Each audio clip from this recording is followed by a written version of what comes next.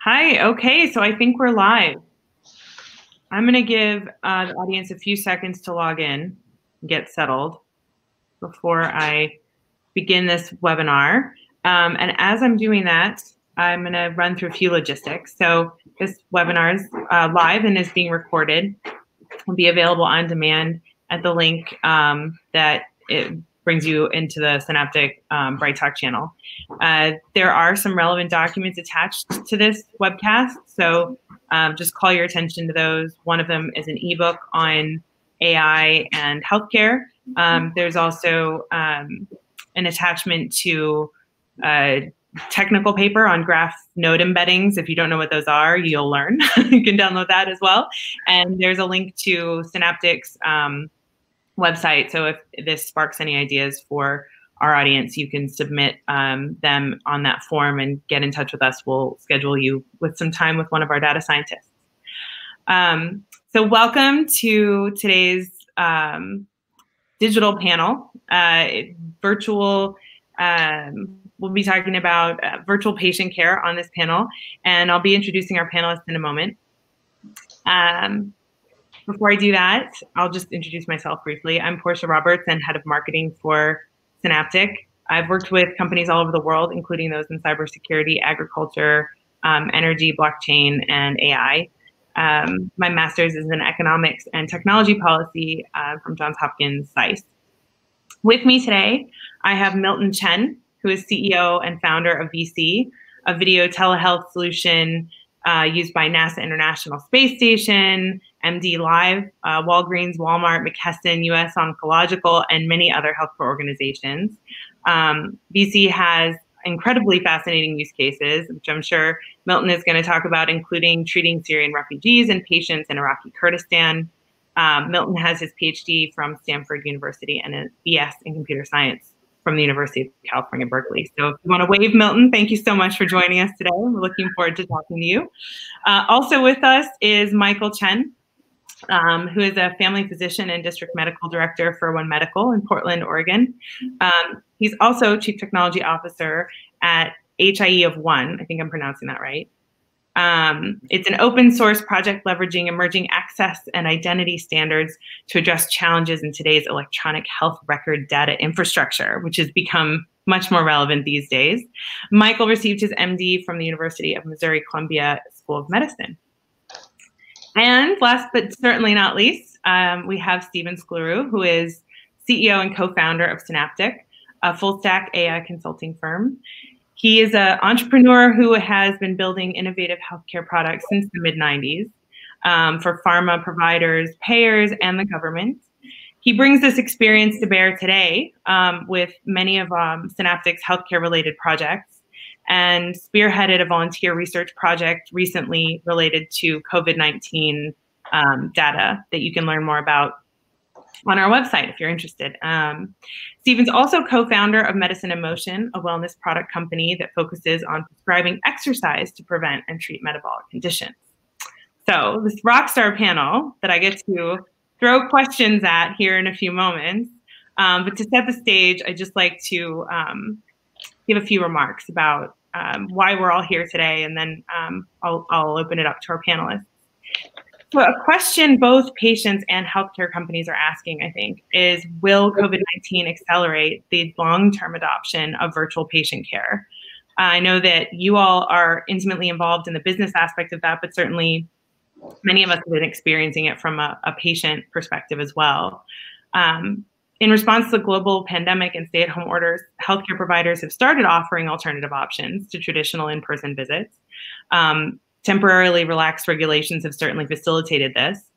And some are betting this trend will stick. But it seems to me that long-term change will require more than a permanent change in the regulations. It may require embracing new technologies that have seemed sort of daunting or scary in some cases to healthcare providers. Some aspects, obviously, of healthcare lend themselves more easily to virtualization than others, and I'm looking forward to your perspective on what those are. I can imagine it's patient education and remote patient monitoring, health screening, different types of wellness checks, and certainly when you travel, getting access to your doctor that way is always helpful. And virtual healthcare obviously reduces costs in some ways for providers, right? Longer term, it can streamline reimbursement, it can increase patient satisfaction, with just more frequent and different kinds of checkpoints, and it can improve inefficiencies and reduce no-shows and cancellations, right? Those cost a lot of money. So if you shift certain things over to virtual, you likely reduce some of the attrition there. Some aspects too of healthcare will probably stick around with respect to what we've seen in virtualization, and others won't. I can think that there are major hurdles that will probably have to leap, and some of them are related to digitization of patient records, which I know we'll be talking about today, for improved accessibility and security, patient education and health monitoring using wearable devices, telemedicine, and of course, AI-enhanced virtual care using machine vision or other things that we can dig into in this panel. So with all of that being said, I'd love to kick off the discussion with a question that helps our audience learn a little bit more about our panelists. Specifically, if you could share, what about your background inspired you to join this panel today, and what excites you about this topic? And I think I'd like to start with Michael, given that he's in the front lines, so to speak, as a doctor. Thank you, Portia. So as Portia mentioned, I'm a board-certified family physician, and I'm the district medical director for One Medical in Portland, Oregon. And we're considered a technology-forward primary care organization, and it's based out of San Francisco, and they're expanding in various different markets across the United States. And during this pandemic, I have been taking care of my patients both in a remote fashion, doing virtual visits, as well as in office for essential conditions. And we're offering widespread COVID-19 testing to the community. That being said, my personal history, I've been in solo practice for many years, which eventually led me down the road towards developing my own open source EHR, which now has become a part of HIE-One. So shifting over to my technology side, HIE-One is a standards-based open source decentralized patient health record platform, and it's focused on patient-directed health information exchange. And what I believe is happening during the pandemic is that I believe we are witnessing an unmasking of our current healthcare system and revealing the vulnerabilities of that system, and specifically the limitations of our current healthcare technologies, such as siloed, non-interoperable EHR data, and on the ground, the ongoing need for patients to still be able to access their primary care physician remotely and safely during the pandemic. So I'm really excited to speak more about these topics and how they relate to each other. Wonderful. Thank you so much for the work that you're doing today. Milton, how about you? Thank you so much. But first off, it's a big honor to be on this panel. Like, you guys have a lot of super big shots here. I mean, I have to say I feel pretty lucky. So after graduate school, I actually knew nothing about healthcare. So I co-founded VC. We started this secure video tool. It's meant to be, unlike something like a Zoom or WebEx, this goes very strong from encryption, from patient privacy, and I'll be just in that. But I knew nothing about healthcare. But to be honest, I was struggling to the general collaboration space. I would consider it almost a failed company. So as a last-ditch effort, we decided to say, let's do something different, just try to make it. Then we decided to pivot to our healthcare. Again, I just want to be completely transparent. This is not something like a well thought out in there. We're just like, like a rescue ship, that type of thing. But having done this, we made that pivot about 7-8 years ago. I have to say, I really love telehealth. And as for Michael describing that, I think what COVID really has exposed a weakness of our healthcare system. It almost forces us to rethink a lot of things. Just to put it in perspective, if you look at the COVID death rate of things like Singapore, Taiwan, Japan, and these are very densely populated places compared to the US. Mm-hmm. US have a similar death rate at them. In the US, we will have about 4,000 people died, versus now we're coming on top of 100,000. Mm-hmm. They say, how is that such a different. Now, of course, there are a lot of things we're going into.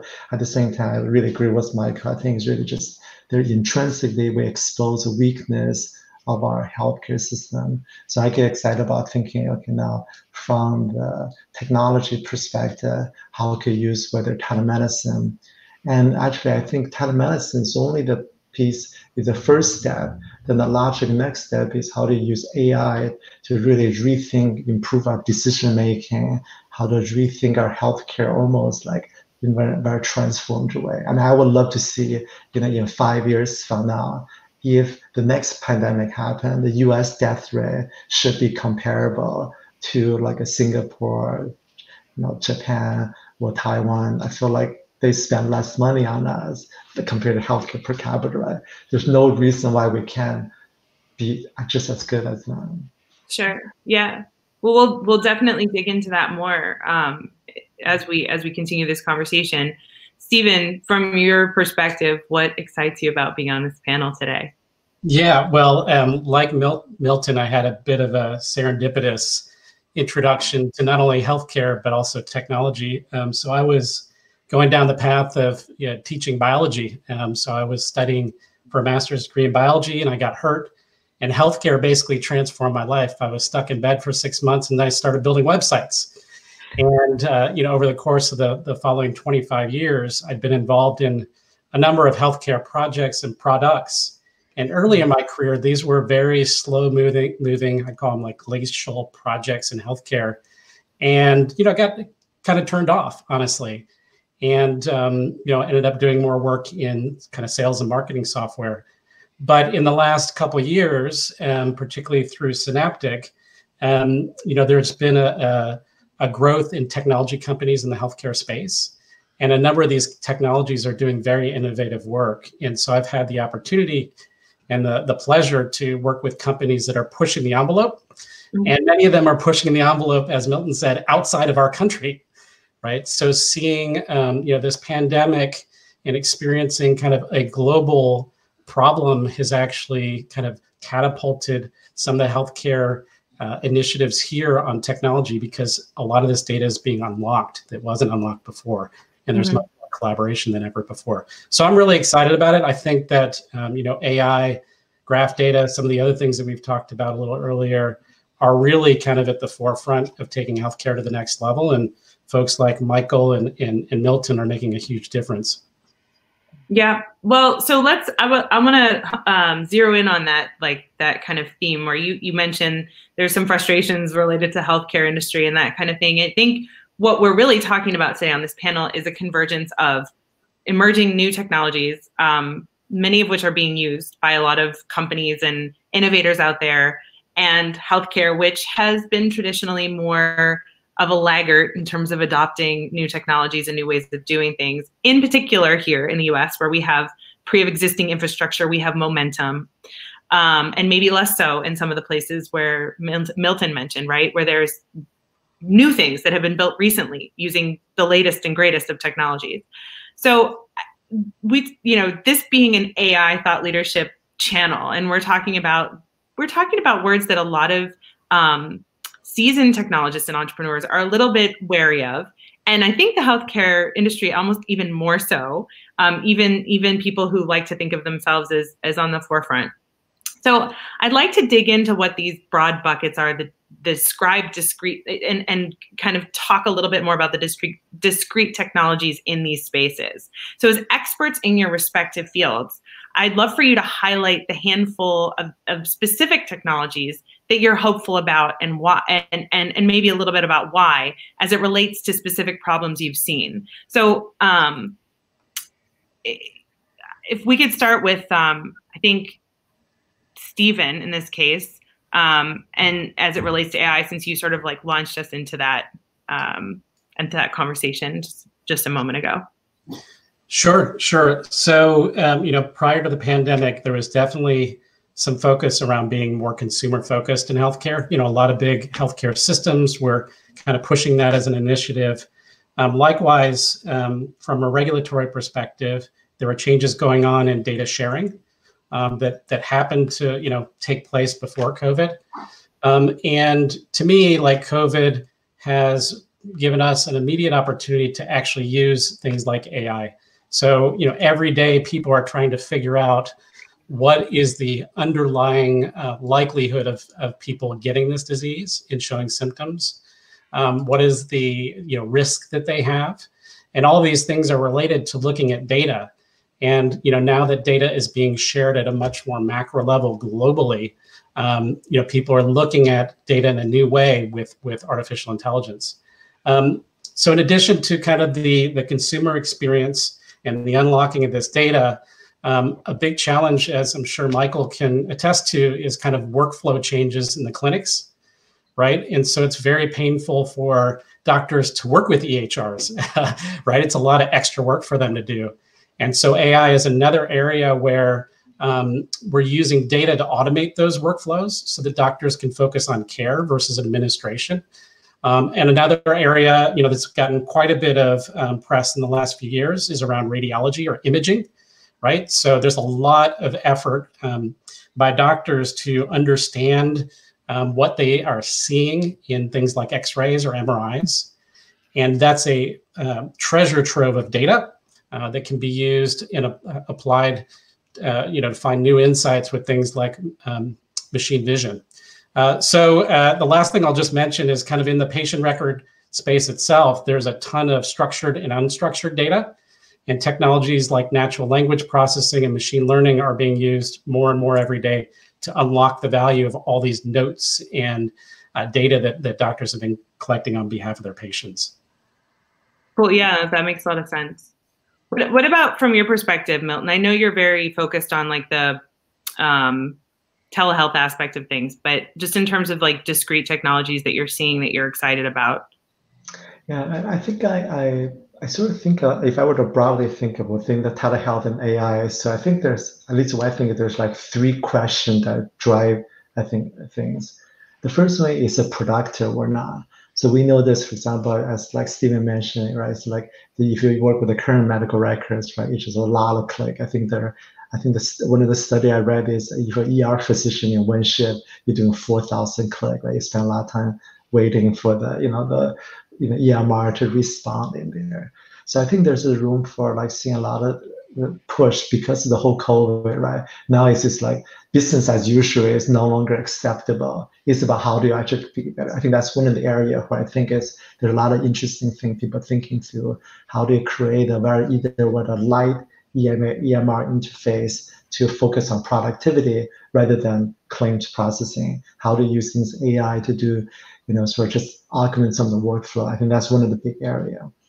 Then the second area is it better than in person or not? This is where we see a lot of interesting people from, taking things like, blood pressure cuff, pulse ox, how do you just stream them, do remote patient monitoring? I think that's another area where I think it's a huge impact. You see the company come out left and right, devices come out left and right.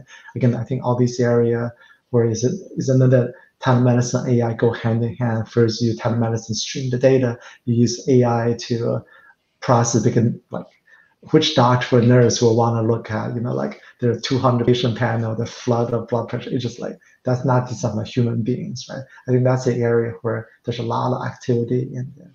In the final area, this is where I think people speak less about, which I think probably just as important. How does the doctor and the healthcare system get paid in this? In fact, if you look at the overall suppression of a lot of technology, it's just like, how does the doctor get paid, right? If the doctor or healthcare system cannot get paid, good luck.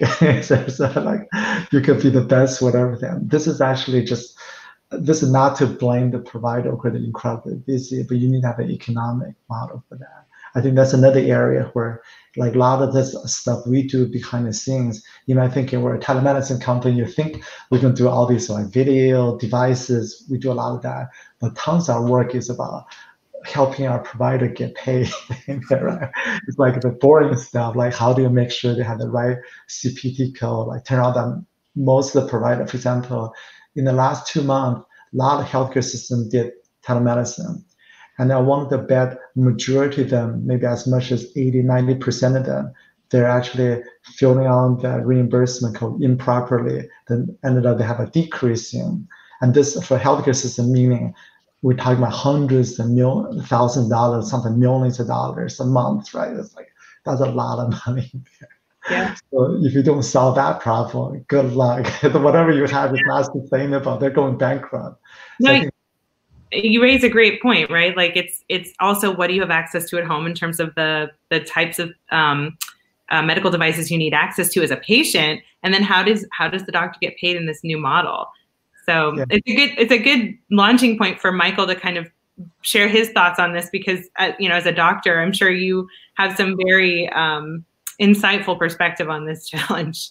Yeah, I mean, what Milton is highlighting here, and this is me coming from a primary care standpoint, I think there has been even before the pandemic, I call it a digital divide, and meaning that primary care physicians historically have not been compensated nearly as well or equitably compared to other types of specialties, which has left them in a vulnerable space. And certainly now with the pandemic, when there's a need to pivot to these virtual visits, did they have the bandwidth to be able to switch to these new technologies and then to be able to switch to a new type of a billing model? Those are definitely huge challenges, and that digital divide is kind of it's presenting itself as a major challenge across a lot of different primary care organizations. Some organizations who have been more technology focused, they're able to pivot a lot quicker because they already have made investments in that space. But I would argue that by and large, primary care has definitely run into a lot of challenges as a result of the pandemic. Some of them are trying the best that they can to regroup, but it's definitely not an easy go. And I think the biggest challenge going forward is how do we re-envision, or how do we talk about how these types of visits can be compensated for, because it's a service, but it's also time for the physician, and how that translates to access to care for patients. If primary care offices are shutting down because they can't maintain the finances, I think that's a very reasonable, very important thing to bring up. So in terms of things that are exciting for me, Stephen mentioned, how AI can be useful for improving EHR workflow. I'm super happy to hear about that, because that is definitely something for most physicians has been kind of a thorn on their side in terms of EHRs not being clinically workflow aware. It's very much built around building processes rather than clinical. And so I think any improvements, especially the way AI can help contribute to that, is really helpful. I also see with AI the potential to develop things like predictive models, and like even things like smart cities that can respond to current and even future pandemics. That's definitely a much larger future state, which requires us to be able to gather or get data about patients, but in a way that is both security and privacy informed.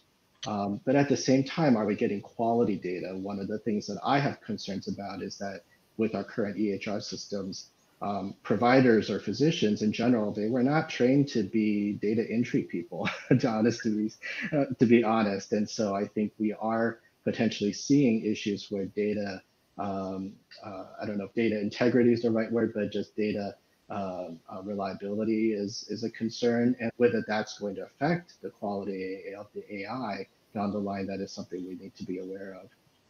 And then lastly, the other things that I'm really excited about is regarding things like blockchain spaces. I know that's no longer such a big thing anymore, but I do see avenues still where blockchain can be used in a limited use type of case for concepts such as non-repudiable credentials and digital notarization, to be able to allow physicians to be less beholden to necessarily the institution that they work for, that they still have the ability to work with their patients, and patients having the ability to still work with their physician, or knowing that a patient can still get the care from a physician even if they've never seen them before, for them to be able to access their records in a secure way, in a way that the patient is governing the access of their own personal health records. So I'm happy to talk a little bit more about that later. Yeah.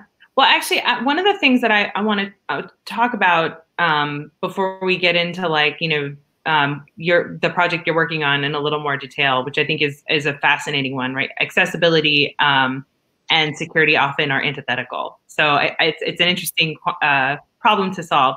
But one of the things that I want to talk a little bit about first is, like, and I'll throw this back to you, Michael, but are you seeing the pandemic impact healthcare in surprising ways, not necessarily negative ones, right? I mean, we've talked a lot about the fact that, the infrastructure wasn't ready for this change and payments are an issue. And, if you don't change, you could end up going out of business and all that. But are you having conversations more that are hopeful and interesting? And could you talk a little bit about those? I think that would be an interesting thing for the audience to hear, because there's a lot of fear, you know what I mean, right now? Definitely. There definitely is a lot of fear, especially from a patient perspective, where they feel like they may not have the access to care from their primary care physician when it's such a limited, they can't go out of their homes or they can't go into the clinics. But because of the fact that we have pivoted more towards remote visits and the emphasis of remote visits, and for those of us who are able to do that successfully, for those patients that have experienced it, that's actually been a huge positive for them. For them, it's surprisingly kind of a natural experience. Mm-hmm. For patients, they feel like they still have that ability to be connected to their doctor, more so than just during secure messaging, which is still an acceptable form of communication, but having that video visit still gives you that element of being more connected with your doctor without the need to actually leave their homes. And it's especially been really useful for patients who are disabled or have chronic health conditions where mobility is a concern, and that even pre-pandemic, they were always forced to come to their office, and now they actually can do it in the confines of their home. And you can see, just even from a mental health standpoint, emotional standpoint, how different that is. And so for the provider to be able to witness that, or to see that, we see a different dimension, which I think is really good. And I think it's very difficult now to kind of put it back. It's sort of like the cat's out of the hat type, or the rabbit's out of the hat. It's really hard to tell people, hey, after the pandemic, we're not going to do these remote visits anymore. I think for most patients, the big positive here is that they've actually seen the glimpse of the future, and it's not going to go back necessarily. I think it would be very hard to convince anyone else to say that this is not going to be the future going forward. Stephen, you're nodding your head vigorously, so I want to ask you the same question. Have you seen the pandemic impact healthcare in surprising ways? I know that at Synaptic we've had our own experiences, but maybe you could dig into some of those and talk a little bit about what you're experiencing and seeing. I guess for me, there's a big silver lining in all this, and that is kind of out of nowhere, there's global collaboration. I was kind of mentioning this a little earlier. So the beginning of March, I was reading tons of articles and research papers around COVID just because I was concerned, about my family, my friends, et cetera, And I bumped into a Kaggle contest hosted by Google that was basically a data science contest. It looked very interesting. I shared it with our team. Our team got excited about it, but unfortunately it was due like the week later, right? So we didn't really have any time to do anything about it. But we decided that, hey, instead of sitting around and worrying about this disease, let's try to do something proactive. And so we got a bunch of data scientists together on our team, a couple of researchers outside of our team, and we started digging into the data, both the research data, the kind of death rate, acquisition data, as well as kind of looking at what small businesses were planning on doing. And I think it was around mid-April we did a webinar on some of the early efforts that we put in place. And we had, I think, over 700 people join that webinar, which was like our largest webinar ever. And then most interestingly, we had 50 people that wanted to volunteer and help out. And they were from all over the world. And that to me was just a shot of adrenaline. Not only were people caring about this, but they wanted to work together. And so what we did is we went through this list of 50 people. We kind of went through a little bit of a vetting process because we didn't want to be a huge, volunteer project. We ended up grabbing about 12 more people. And now we have 17 people working around the world on those topics. And honestly, I can say that prior to the middle of March, I could never imagine that happening. People wanting to work together on a mission that's important to everybody, and doing so in a volunteer fashion because they want to do something positive. So that's been a huge difference in my career already. And, I hope it continues. Definitely. Yeah, it's a really, it's an awesome project. And we're going to be talking more about it throughout the summer. So I'm looking forward to that as well. But Milton, I wonder, given the work that you're doing, have you been having like more conversations, what's changed positively as a result of the pandemic for you? I mean, I think for us, it's definitely just a bunch of little things in there. Like, I think overall, like we've been doing telemedicine now for like a long time, right? Almost like around 10 years. Like try to check on. I mean, was it before COVID? People were interested in the intellectual sense, but they're not interested in the practical sense. I mean, I am generalizing there. Sure. And now it's almost like, to draw analogy, it's like, how the Australian physician who discovered, washing your hands really save people's lives. Even after you demonstrate, it took roughly 50 years until physicians become general established practice. Right. I think telehealth and AI is like something that normally will take maybe around 10 years to 20 years to have a behavior change. We see the acceleration out. Literally, it's within a couple of months, it's flipping. I think definitely it's not going back. Again, so the type of thing we're just seeing is like how fast these decision maker from the highest up to the people doing the implementation, they're actually just embracing these. Again, literally is like life and death in some sense. Yeah, no, it's true. Well, I mean, let's talk a little bit more about what you're doing specifically, Milton. I know you're involved with a company that you've described it in very briefly, doing some very interesting work in solving unique challenges related to virtual patient care.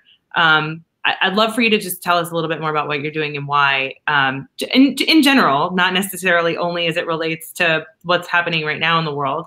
And if there's anything that's changed with respect to that work that you're doing in light of the pandemic.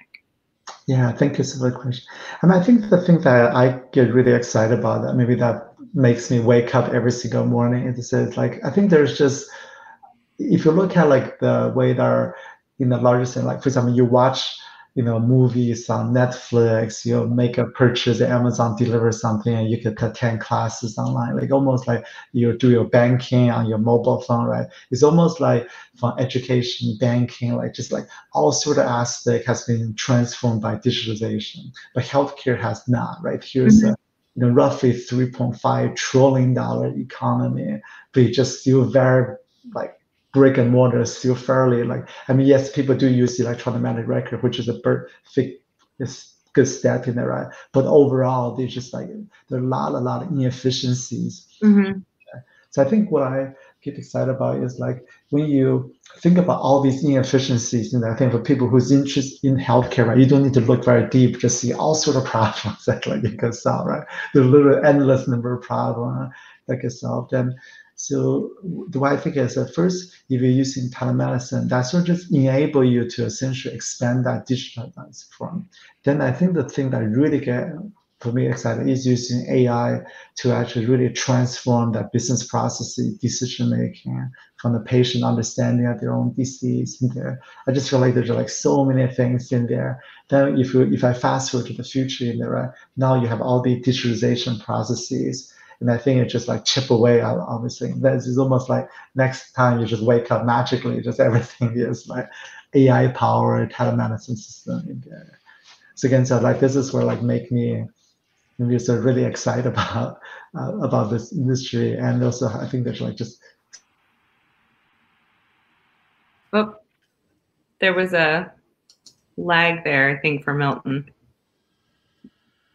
on his connectivity. Do you guys see it? Yep, I think he got frozen for some reason. Well, we'll come back to him because actually I was going to ask him about connectivity next. as a follow-on question. But while we're waiting for him to get back on with good connectivity, I'm going to throw a question out to Michael. You're a practitioner and an entrepreneur. I'd love for you to talk a little bit more about the specific challenges you've seen historically with respect to patient care and how COVID has impacted this or hasn't. And talk a little bit about what inspired you to start your company, the one that is related, the HIE for One. Milton, we're coming back to you. I have a question about connectivity. Thank you, Portia. Yeah, so my career path has been, I would say, fairly interesting. Certainly not something that was planned. After I finished my residency, I pretty much went straight into solo practice, knowing that the landscape for primary care was, in my opinion, was getting pretty bleak. And for me, one of the things that was so important to me was I was going through education. Med school education was about patient advocacy and patient access. And the way things were happening at the time, we were seeing that diminish more and more when we're talking about rapid, visits like 10 to 15 minutes with your primary care doctor, really not connecting with patients. And so my career started with my solo practice, which then allowed me to be able to do something different and unique, especially when it came to technology, as that was kind of my left brain, right brain type of thing. I was always involved in technologies even before I was in medical school, and I wanted to figure out a way to improve that in some way. And so that was the genesis of my open source EHR project, which then became a part of this HIE of One. As the patient health record platform. It was basically an EHR that's just been flipped around, where instead of an EHR with thousands of patient records, it's a patient record that only has one patient, and allowing potentially thousands of physicians to be able to access it if the patient wished to. So, and for me, it was, the initial reason for me to develop this EHR on my own was for things like secure messaging and online appointment scheduling back when that wasn't still a mainstream for EHRs at the time. And now, as we're talking about things like interoperability, which I think some of our panelists have started to talk a little bit about, and the challenges behind that when it came to the COVID-19 pandemic and how it's impacted public health reporting, how it's impacted the ability for the states to be able to predict and make policy decisions based on that information, where it's lacking or if it's limited, then I think interoperability is such a big problem that has not yet been solved. And so this HIE of One concept was essentially our solution to this interoperability problem, knowing that EHRs were probably not going to work in the interest of working with other EHR systems on a common standard. And so our approach, the approach that myself and Adrian Gropper, who is my counterpart in the open source patient privacy sphere, he's also a physician as well. We both decided to work at it from the angle of a decentralized type of a platform, meaning that the patients are in fact the center of the access and policy, and being able to direct exchange of wherever their patient data, whether it be in a hospital or on a wearable or on a lab, an outside lab or other clinics, that if those technologies were able to at least communicate on a common platform such as FHIR, which is an API standard that's quickly developing as an emerging standard, and having the patient control that access levels and being able to dictate it rather than by institution, then that potentially can open up a huge avenue where startup companies, AI-focused companies can still get data from patients who have given them access to their data to be able to build AI platforms in a secure and patient privacy focused way, rather than where it's being governed by institutions currently, and whether patients have any say or being able to know where their data is being shared. I think that's becoming more and more of a problem, especially as we see developments, not necessarily in the healthcare sphere, but things like Facebook and Twitter and things of that nature, where people are starting to understand or realize the risks of a centralized type of data governance model. Yeah, no, it's a good point. And one of the things too that occurs to me, and so this is like my add-on question for Milton, but I'm going to ask you too, because I think it's related to both the things that you're talking about. When you talk about digitization, connectivity becomes an essential, and access, like accessibility, becomes an essential piece of it, right? Like you have to be able to interact on a network of some kind. And I know that because of some of the work that I've read about what Milton's company, VC, has done, they've taken account connectivity. And we've seen, all of us during the pandemic, how like our internet access has been throttled because everyone's on.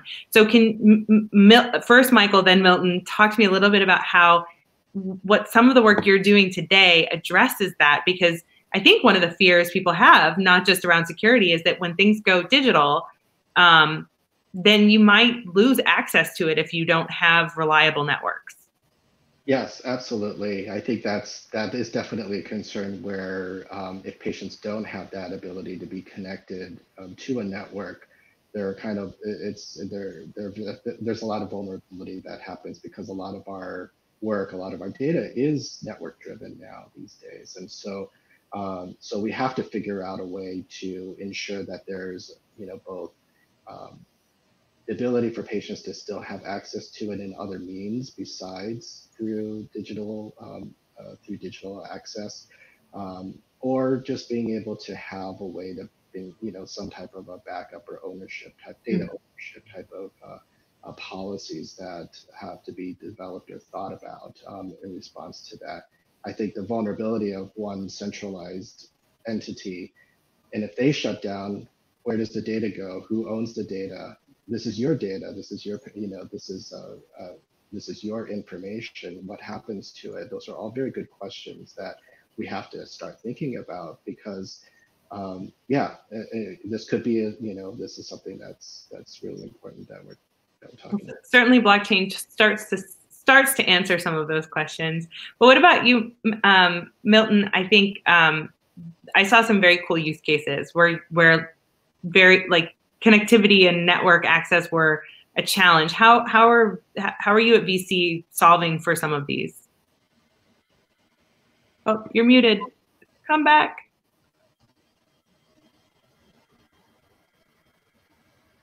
Okay. So, there we go. I apologize that the software reset is not been super. You gave me a perfect hook, so no problem. Yeah, that's a bad example. I will example when things go. So we've been leveraging our research on the video aspects. So we basically, what we've done is we built our own proprietary medical video stack. So we do leverage open standards like XMPP, WebRTC, but we made our own modification on that. So it ended up as our basic premise is, if you're going to stream in video, which is very bandwidth intensive, you should make it very light on your network. So it's not going to be, you push out the other traffic on there. So in fact, that was a basic premise while we got selected to go on the International Space Station. In fact, with the exclusive way for astronauts to communicate with Earth for the last 5-6 years. Again, this is how video chat using our cell phone.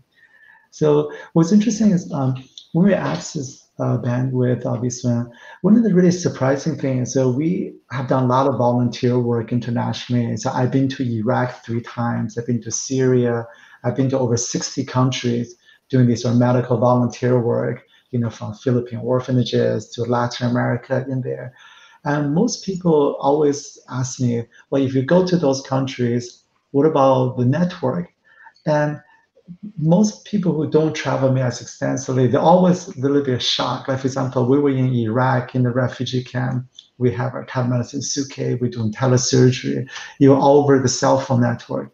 And I could tell you, I'm living here in the heart of Silicon Valley, right? I'm 3 miles from Apple headquarters, right? My network is worse than in Iraq, than in Vietnam, than like many countries in there. So like if I go to skiing in Lake Tahoe, oftentimes the cell phone is so bad I have to go drive out to some place to do a meeting. Well, it depends on your topography and stuff like that, right? I think what happened is I think the U.S. I almost feel maybe this is a little bit arrogant in the sense that arrogant. U.S. assume they're the best on everything, but turn out that when you measure thing, is actually like the major carrier. They are left behind, right? If you look at other countries, it's much cheaper and faster. Don't preempt my last question, Milton, about emerging markets. Don't preempt my last question. Let's jump back to that. I want to dig into that more at the end of this end of this panel. But before we get there, I want to make sure we give Stephen a chance to talk about what we're seeing in the AI space, because that, just the notion of artificial intelligence seems so far-fetched and speculative to so many people. There's actually a lot of really exciting things going on with the application of these technologies. And, we've used terms and we've mentioned things like graph data embeddings and machine vision, and I don't even know if we've talked about natural language processing, but we've talked about some of the applications of natural language processing related to processes, procedures for doctors and helping automate that. What do you how do you see these impacting healthcare, particularly patient care, Stephen? And can you expand a bit and discuss some examples of what you see coming down the line next? Because you're working with companies that are, I think, on the beachhead of a lot of the stuff that's happening. Yeah, I mean, in the end, it's really boundless, right? So as this data gets unlocked, there's boundless opportunities in healthcare to apply techniques like AI. So, at this point, we've done about a dozen projects with a wide range of companies. And I'll just talk to a couple of them as an example of kind of where this is being applied. So one of them is an electronic medical record company focused on chronic disease. And, initially we worked on workflow application, right? So, as I was mentioning to Michael, that's probably one of the big pain points for a doctor. But for a patient, when they come into a new practice, the first thing they have to do is fill out forms, right? And if you happen to have a chronic illness and you go to a practitioner that focuses in that area, those forms can take you 2+ hours to fill out, right? And so that's an incredibly painful experience. And so one of the things we worked on is how to make that experience smart using a data-driven approach. So instead of asking every question you could ever ask a patient, you ask them questions that then tee up follow-on questions so that you collect the minimum amount of information you need so the doctor can have what he or she needs and the patient can kind of minimize the friction. The effort. And you're not replacing a human, right? Everyone's like, we're replacing humans with AI, but you're not. You're replacing a form. Right. It's kind of like the smart SAT experience. When it moved online, it asked certain questions based on difficulty of the questions you answered before. So that's an example. We talked a little bit about medical records. There's just endless opportunity to dig into medical records, and we've been doing that for this EMR company. But you've got genomics data, you got microbiome data, you got their conditions and symptoms, you've got timelines of when these things happen. And so you can start drawing correlations between things that individuals did and kind of the conditions or symptoms they have and how they relate to other people. And you could start making much more personalized treatment decisions that weren't possible 10, 20 years ago. So that's kind of in the EMR space. We're also working with a health information provider, right? So similar problem, right? There's a ton of information that clinicians know, and there are companies that take all that knowledge and document it, and perhaps sell it back to providers and/or sell it to other information companies. And that's great, but if that information isn't really tagged appropriately and there isn't a robust ontology that connects to all the other information out there, it's hard to find the information you're looking for. So there's kind of a classic search problem in the healthcare space, a ton of information, but not a great ontology or a search experience. We're doing work in that space.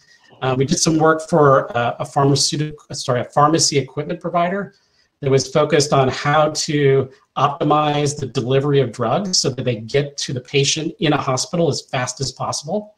So that was a really neat optimization project. We've worked with supply chain, right? So there's supply chains that are creating supplements and drugs. And unbeknownst to us, there's kind of a problem across almost every industry where information is being exchanged in PDF documents, right? And humans are having to classify those documents take data out of those documents and put them into a system. It's an incredible inefficiency, and machine vision, machine learning, and NLP are technologies that are, at the very least, making that a easier process where a human reviews the outcomes of the transformation versus having to painstakingly go through each document. So all these things, I think, are going to speed up the velocity of decision making in healthcare, and give patients and doctors a better experience. It's just unfortunate there's so many obstacles to get over, but things like COVID, like I said, I think are accelerating that change. So just it's a great lead into my next and my last question for everyone on this panel. And I think this topic is near and dear to all of our hearts, just based on the way you're all talking about it. But what strikes me in this case with the current pandemic conditions is we are experiencing a little bit of a level set.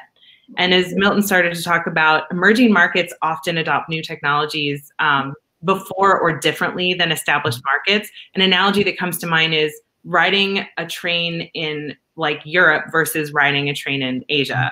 The trains in Asia go really fast and they're very nice inside. The trains in Europe, a lot of it depends on which train you get on and when it was built, but some of them are kind of rickety and they're not being replaced anytime soon because the rail that was laid down in the late 1800s is good enough and it's still working. So why replace it? But I think what we're seeing right now with the pandemic conditions in healthcare is, as Michael put it earlier, it's revealing a lot of the issues and inefficiencies, and maybe it's opening up an opportunity where there's like a level set in healthcare to adopt some of these new technologies. So I'd love for you to talk a little bit about that, what you're seeing and what do you think is coming next? I mean, like project. I know, like Stephen, I want to start with you because machine vision could change things like diagnostic care and some of the things you're talking about. You've talked about like process automation and a lot of that, but there are some really cutting edge things that AI could do with respect to healthcare that now we're having conversations about. So I'd love for you to talk about those. Sure, yeah, and I didn't mention stuff on the machine vision front. That's been a growing area for us, particularly in the last year and a half.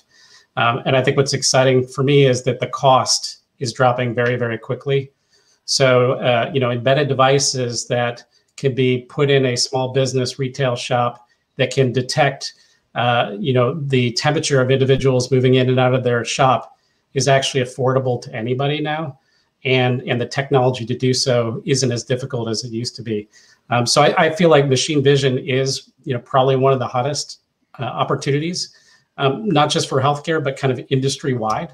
We're doing work around vehicles and documents, but in healthcare in particular, there's just a massive amount of data that can be collected using video, audio, pictures. And up until now, deep learning and processing power and data storage weren't to the point where you could really take advantage of that technology. And now you can. So we're seeing companies that are able to use a video to get your heart rate, your respiration rate, all sorts of things as a consumer. And then that consumer information is being shared, with doctors and even in, dashboards that allow consumers to monitor their own health. I think that's something that you had mentioned, Milton. So machine vision, I think, is really on the cusp of making major, major changes. But I think coupled with this workflow stuff we've been talking about and the patient and doctor experience, those components, I think, will allow us to have our doctors, focus on the hard problems and giving great care, and the technology supporting them, not replacing them, supporting them. Milton, what about you from your perspective? You started talking about it, and you've got a lot of experience. What do you see this the way that I do? Is the pandemic a level set for our healthcare infrastructure, for lack of a better term? Yeah, I think definitely there. And I feel that this might be like a analogy to try to see. So I think the pandemic is like this forest fire that's burning across the entire healthcare landscape. And I think the bad news is, before even these things happen, the inefficiencies or maybe the poor decision making is like termites like eating away at all these big healthcare systems from the inside out. Now the forest fire just essentially going to clear out a lot of them out.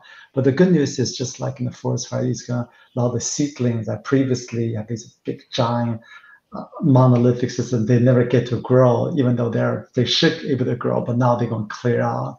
I think the type of experience, I think what I would like to do on a personal level, right? One is, so you should like, how do I find the doctor after 1 million doctor? For example, working with a partner company that created a really interesting AI system that you could put in your symptom, comparison to medical record. Then the system will actually collect based on thousands of doctors, actually identify based on your particular, let's say here's your interest in a particular type of cancer or particular type of rare disease. Here's the actual 5 doctor who's actually the best by a set of metric that's good for, right? I think that's the first step of AI.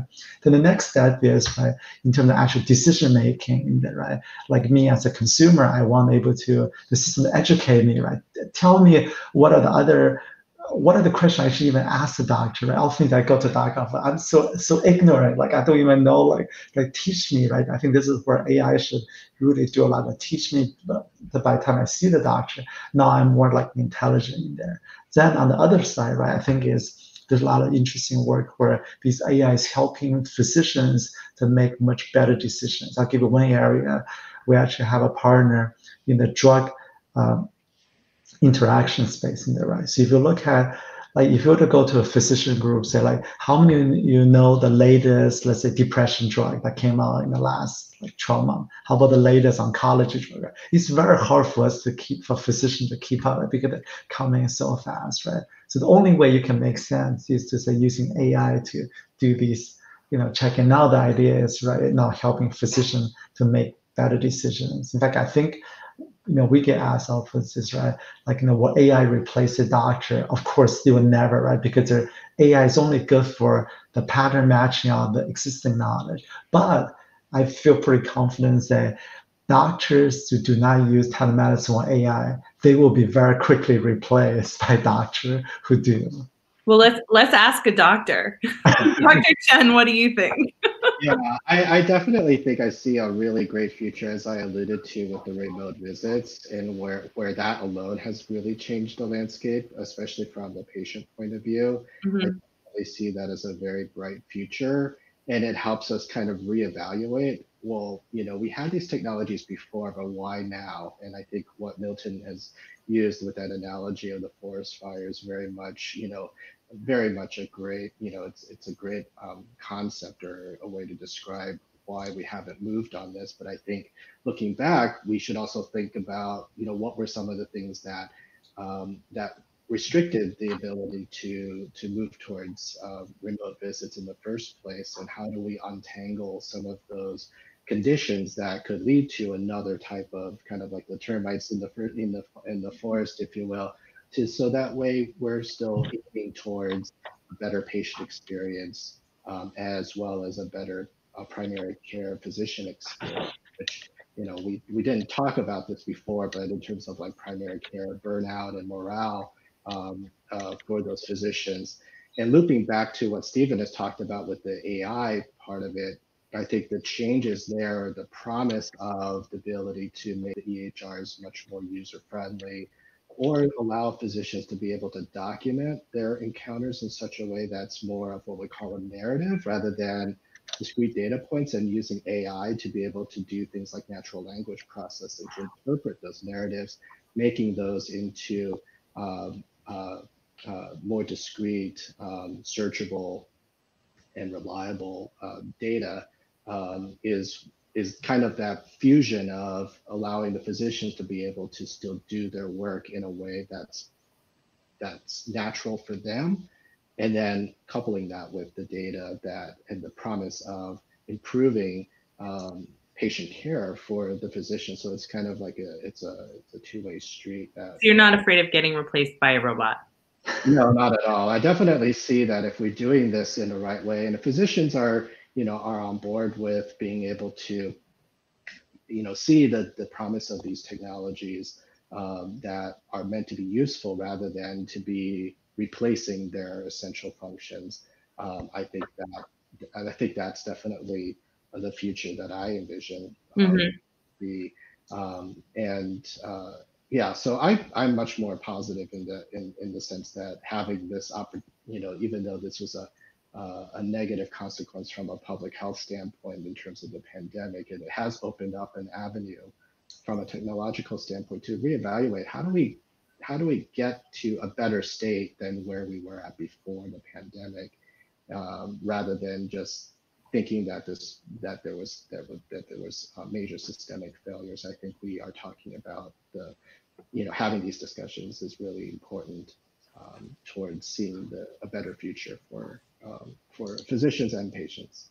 That's a wonderful thought. I like to think that these new technologies are ways of returning doctors to doing what they do best, rather than having them be paper pushers and lawyers and business managers and things like that. So we don't have any time really for questions from the audience, but if there are any questions from the audience and you send them to us, we will answer them, maybe just not right now. I did want to make sure that if anyone who watches this or listens to it wants to get in touch with you, they know how. So Milton, is your website a good place to get in touch with you? Yeah, it's pretty easy. So just like milton@vc.com. Awesome. And Michael, how about you? Yes. I think the email address that was on the link is also a good way to reach me, as well as the HIEof1.org website, which talks a little bit about our project of where that's going. Yeah, thanks. Excellent. And Stephen, I know how to reach you, and the audience can find you through the form that we attached to this webinar as a project request form, but it's a way for you to put your ideas down so that we know what kind of conversation we might have with you if you want to reach out to us in that way. Also, obviously, everyone can find our panelists on LinkedIn. Well, I think that's it. This was a great conversation. I would love to revisit it in 6 months or a year and see where things are and if things have actually changed, and revisit some of these questions in light of maybe what happens over the next 12 months. Sounds great. Thank you so much for joining me here today, guys. Have a great rest of your week. Thank you. Bye, guys. Thanks.